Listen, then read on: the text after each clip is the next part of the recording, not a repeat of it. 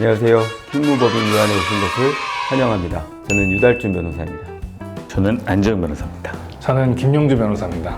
오늘은 조금 다소 민감하고 어려운 주제를 좀 얘기해 보려고 합니다. 바로 국민의힘 비상대책위원회의 가처분 결정과 관련해서 변호사들은 그 해당되는 결정을 어떻게 보고 있는지를 조금 일반인들이 이해하기 쉽게 접근을 해서 말씀을 좀 드려볼까 합니다. 오늘의 주제, 국민의힘 비상대책위원회 가처분 결정. 변호사들은 어떻게 보고 있나? 가처분 여러 가지 종류가 있는데 임시의 지위를 정하기 위한 가처분이라고 해서 최종적으로 법원이 이 사태에 대해서 종국적으로 해결하는 건 아니에요. 종국적인 해결이 나오기 전에 중간에 시간이 끌리거나 어떤 특정 잠정 처분을 하지 않으면 회복할 수 없는 손해가 발생하는 경우, 그런 경우에 이제 임시로 잠정적으로 상황을 동결시키는 처분인데, 이번 사건의 핵심은 그거였어요. 이준석 대표도 당연히 대표고 비상대책위원장도 일종의 이제 당을 대표할 수 있는 지위에 있는데, 이거에 대해서 법원이 한쪽의 권한을 정지시키지 않으면 특정 시점에 있어서 대표가 2명이 될 수 있어서 당이 쪼개지거나 내분이 생길 수 있다고 판단을 한 겁니다. 그 과정에 누가 잘못했느냐 잘했느냐를 조금씩 일부 따지긴 하지만, 법원의 핵심 포커스는 내가 이런 행동을 취하지 않으면 나중에 이 단체는 정말 피할 수 없는 내분이나 내흥에 휩싸일 수 있겠구나, 이런 판단 때문에 그런 최악만은 피하자. 그러면 기존의 대표 말고 새로 선출된 대표에 준하는 이제 비상대책위원장의 그 자격을 일시적으로 정지를 시키자, 이제 이렇게 판단을 한 거거든요. 그래서 일단 요거는, 이 가처분은 뭐 요 정도 의미를 가진다라고 생각하시면 될 것 같아요. 가처분과 가압류의 차이를 모르시는 분들도 많을 테니까, 가압류는 저희가 이제 돈을 받는 채권을 금전 채권이라고 하는데, 채무자가 돈을 빼돌리는 걸 막기 위해서 동결시켜 놓는 거예요. 그런 경우에 가압류를 하는 것이고, 가처분은 2가지 종류가 있는데, 다툼의 대상에 관한 가처분, 그리고 지금 안 변호사님이 얘기하신 것처럼 임시의 지위를 정하기 위한 가처분이 있습니다. 일반적으로 우리가 사행위 취소 소송이라는 걸 할 때는 그 수익자가 재산을 함부로 처분하지 못하게 하기 위해 처분금지 가처분 이런 것들을 해놓는데, 이런 경우는 조금 흔한 편이에요. 다만 근데 지금 임시의 지위를 정하기 위한 가처분은 좀 흔한 케이스는 아니고 좀 인정되기도 굉장히 좀 어려운데, 이번에 법원에서 굉장히 좀 사법 적극주의, 좀 적극적인 판단을 한 것 같습니다. 나름 좀 파격적인 느낌이 있죠. 일단 나는 좀 이번에 아까 이제 사법 적극주의라고 얘기를 했는데, 사법부가 정치 문제에 관여하는 거는 사실은 좀 소극적인 면들이 분명히 있었잖아. 근데 이번에는 되게 의외로 굉장히 좀 상세한 판단을 하면서 이 중에서 한 명의 자격을 정지한다? 그러니까 이건 법리적으로 봤을 때 사실 큰 문제 없을 것 같은데, 나는 과연 사법부가 이런 판단을 하고 이게 정치적으로 비치지 않을까, 여기에 대한 고려를 얼마나 했을지가 조금 의문이 들긴 하더라고. 일단은 뭐 모든 법조인들이 그 가처분 결정문을 읽어봤을 때 이거 이상한데? 라고 할 법조인은 없을 것 같다는 생각은 들어, 일단. 근데 기사만 봐도 그렇잖아. 이준석의 압승. 재판부에서 아마 그 부분들이 되게 부담스러웠을 건데, 나는 일단 우리가 이제 오늘 뭐 법리에 대한 얘기도 하겠지만, 그 부분에 있어서 되게 좀 진짜 파격적이다라는 평이 좀 있어. 그런 생각이 들어. 저도 사실은 그 얘기를 막판에 좀 하려고 했는데, 정말 재판부에서 적나라한 표현을 사용해요.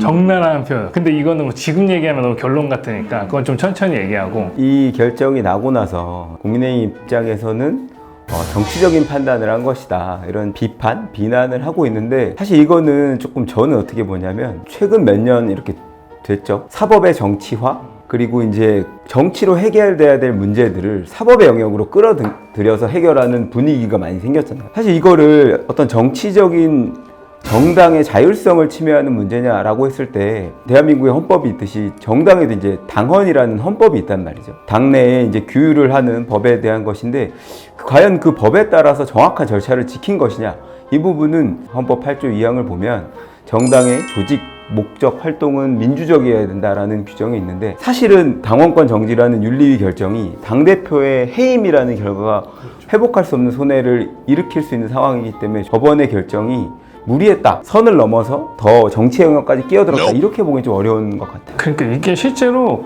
뭔가 정당 민주주의와 정당의 자유권이 엄청 충돌하는 그런 사건이었어요. 그러니까 지금 뭐 국민의힘 측에서는 법원이 정당의 자유권을 침해했다, 이런 식의 주장을 하고 있고, 그 반대쪽에서는 정당 민주주의의 가치를 다시 한번 확인한 거다, 이건.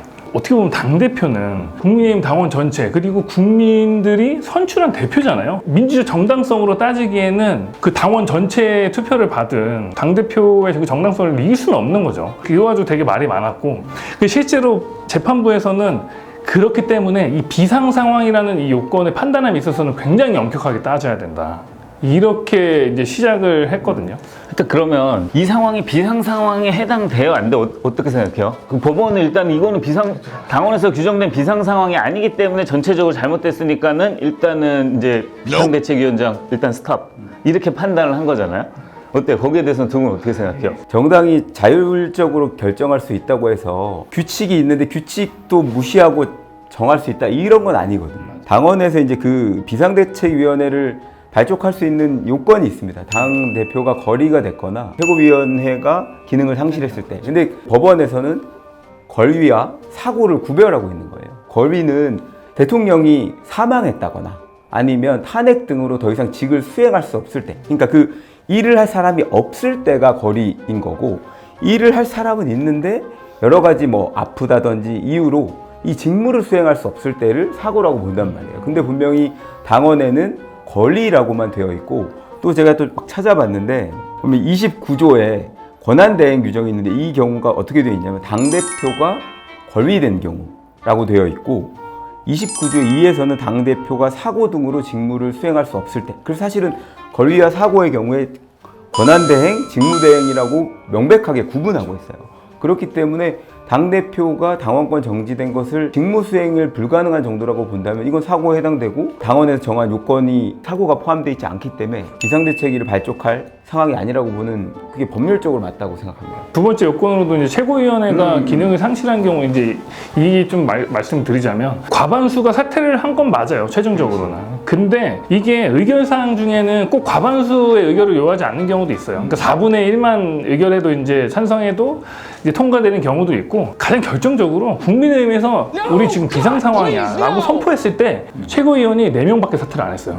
그러니까 9명 중에 5명이 이미 지금 정상적으로 지위를 유지하고 있었던 시기이기 때문에 최소한 그때는 비상 상황은 아니었다. 그리고 또 하나, 결론이 있으면 얼마든지 상임 정부위원회 통해서 추인해가지고 얼마든지 충원을 하면 되죠. 선출할 수 있고요. 예, 그런 기회가 있었음에도 불구하고 국민의힘에서는 그런 절차를 취하지 않았죠. 대선도 이기고 지선도 이겼는데 지금 무슨 비상 상황이야 지금.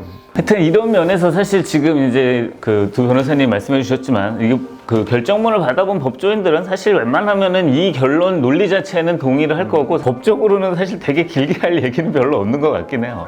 아니 제가 그래 아까 잠깐 나왔던 얘기인데, 재판부에서 조금 정치적인 얘기를 저는 좀 했다고 생각해요. 여기 결정문 안에 제가 이거를 좀 적어왔는데 너무 그때 충격적이었어요. 이걸 보고 결정문에 일부 최고위원들이 당대표 및 최고위원회의 등 국민의힘 지도체제의 전환을 위하여 비상 상황을 만들었다고 보는 것이 타당한데 이렇게 판단을 해요.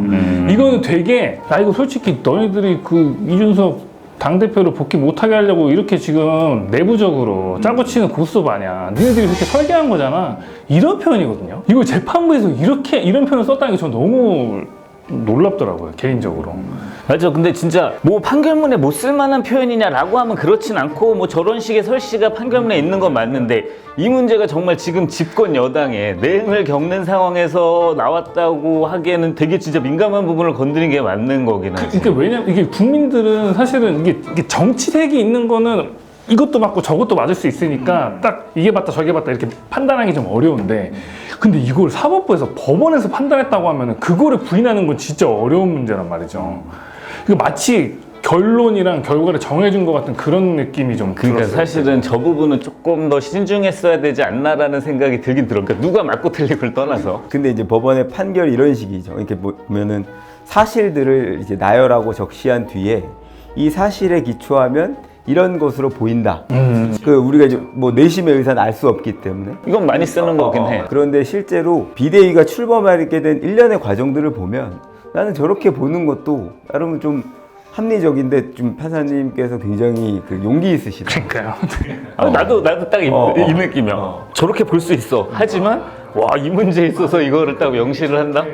비상 상황이다? 아니다. 기다 아니다 결론 내리라고 사실 나도 예상 잘 못했어. 그러면은 이제 뭐 지금 이의 신청을 하든 어제 이의 신청했으니까 그리고 또 본안 소송이 아직은 남아 있잖아요. 그럼 거기서는 새로운 재판부에서 판단을 하면 다른 결과가 나올 수도 있다고 생각하시는 거예요? 아 근데 이걸 뒤집으면 법원 조직이 아장나지 않겠어?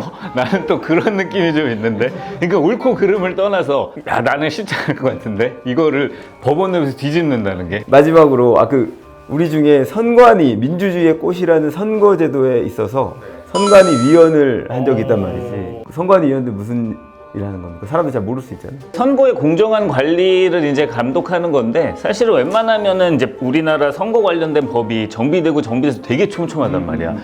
사실 선관위에서는 크게 문제가 불거질 일은 잘 흔하진 않아요. 근데 이제 가끔 있는데, 제가 선관위 위원으로 재직할 당시에는 그런 할 이슈가 없었고, 저는 그냥 이렇게 서명하고 도장 찍고 이렇게 한담 나누고 이 정도 사안을 이제 많이 했었는데, 근데 진짜 이런 문제 같은 경우는 선관위 내에서 위원으로 재직하시는 분들이 뭐 어떤 의견을 또 낼지도 궁금하기도 하네요.